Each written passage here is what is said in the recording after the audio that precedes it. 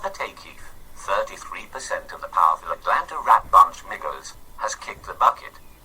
MIGOS arose during the 2010s as a viral power inside its neighborhood scene prior to detonating onto the public stage.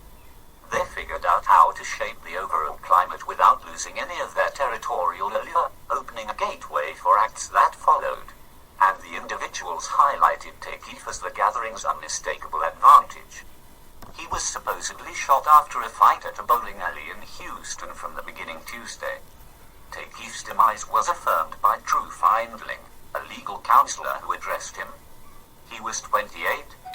Born Kirshnik Khari Ball on June 18, 1994 in Lawrenceville, Takeoff started rapping as a youngster, close by his uncle, who took the name Quavo, and his cousin, who rapped as Balanced. Growing up, I was attempting to make it in music, he told the Fader in 2017. In my extra time, I'd record myself. Track down a beat, pulling them up. Simply making something and making for me. Simply paying attention to the melodies I made for myself, so I could rap to him, regardless of whether I put them out. I was receiving my own pleasure in return, since it's what I loved doing. He got his name completing melodies in a single take. The threesome was at first known as Polo Club prior to wearing the name MIGOS, and they delivered their first mixtape, Jug Season, in 2011. The gathering got through in 2013 with a mixtape YRN and its irresistible lead single Versace. After the first became a web sensation on the web. A sign lift from a Drake remix pushed the tune to the high compasses of the bulletin diagrams. It later characterized the 10 years. During its ascent, the gathering became known for the unmistakable MIGOS stream, a rap rhythm weighty on trio designs.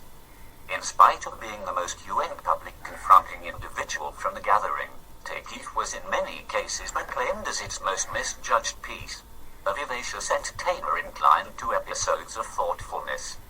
He was generally the gathering's anchor, getting its melodies through the entirety of their movement. MIGOS were formal and social trendsetters. The MIGOS stream spread across well-known music, and the Turnian advocated the viral dance move The Touch. In the initial a very long time of 2017, they were completely ascendant. Their hit single, Terrible and Bulgy, beat the Billboard Hot 100 in January, and their subsequent collection, Culture, turned into the #1 collection in the country half a month after the fact. After they showed up as fictionalized variants of themselves in his program, Atlanta, Donald Glover lauded the gathering, while at the same time tolerating the brilliant Globe for Best Parody Series. They're the Beatles of this age.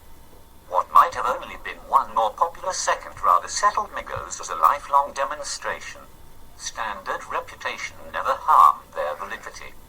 Culture 2, likewise a bulletin No. 1, continued in 2018. That very year, the gathering momentarily unyoked to deliver solo collections that solidified its standing. Every one of the three crested in the main 5 on the board 200. Takeoff, the last rocket, appeared at No. 4. It was his main performance discharge.